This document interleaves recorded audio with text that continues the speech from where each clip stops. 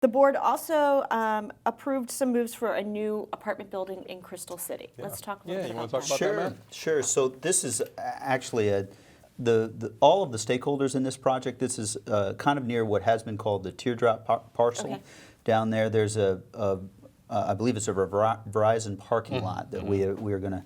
That's the building location for this site. And I have not heard of buildings that have come forward with so few, almost all the stakeholders.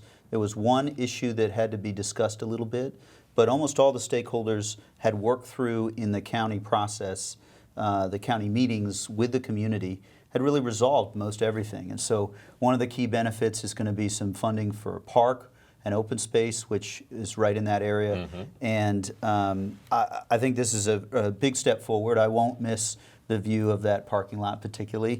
But I think it's a big step forward, and it helps to address, we have talked about the need for housing supply, and in that neighborhood it's going to be necessary. And I think that it will that additional housing will help address some of that supply. We're not claiming that rents are going to go down in that area, but if you don't build any additional units as we grow, then the cost will continue to go up. So I was just going to say, how does this factor in not only with the growth surrounding Amazon, but the entire Crystal City sector plan?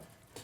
I mean, this was always an identified site in the sector plan to bring new forms, new housing. The great thing about this is it does, as Matt mentioned, and this is right sort of at HQ2 Central, because it's at the corner of Army Navy Drive and South 11th Street, down right between Pentagon City and Crystal City. And in addition to a 19-story building that's going to have 300 some odd units, the important thing is we're getting 12 affordable units on site, which is something that rarely happens. Typically we get cash from the affordable housing contribution, which goes into sites elsewhere.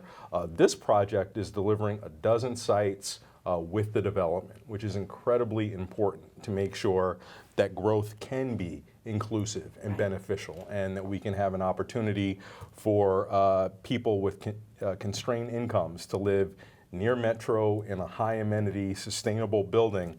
And this site, which is an interesting one, it's the Verizon telecom facility, and we've got some infill that's happening across the street. This one will come, and then as a result of both of them being built, we'll have some vacant property, if you will, which will be developed into some open space. We have yet to go through the process of determining what that open space will look like, but we have developer contributions, and we have money within our capital improvement plan to make sure that we're delivering some much needed open space in the area as well. Again, keeping with the With goals the Crystal of the City sector Sector plan. Indeed. All right, we will see how that goes as well.